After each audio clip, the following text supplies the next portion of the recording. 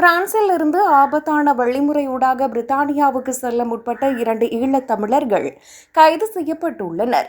2 ஈழத்தமிழர்களை லண்டனுக்கு அழைத்து செல்ல முற்பட்ட தரகர் ஒருவர் கைது செய்யப்பட்ட நிலையில் சிறை தண்டனை விதிக்கப்பட்டுள்ளது. கடந்த வருடம் நவம்பர் மாதம் 3ஆம் தேதி பிரான்சில் மேற்கொண்ட திடீர் சோதனை நடவடிக்கையின் போது வாகனம் ஒன்றில் இருந்து 2 ஈழத்தமிழர்களும் சிக்கியிருந்தனர்.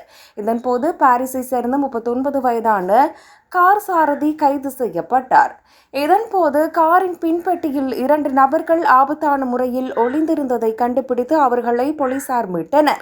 விசாரணையில் காரில் மறைந்திருந்த இருவரும் இலங்கையைச் சேர்ந்த அகதிகள் எனவும் அவர்களை லண்டனுக்கு சட்டவிரோதமாக கடத்த முயன்றமையும் தெரியவந்துள்ளது.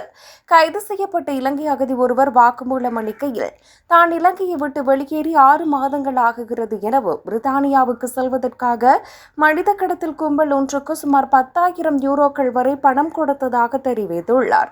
பிரான்சின் கடற்படை பகுதியான பாதுகிளை பகுதியில் உள்ள அகதி முகாம் ஒன்றில் தங்கி இருந்ததாகவும் குறிப்பிட்டுள்ளனர்.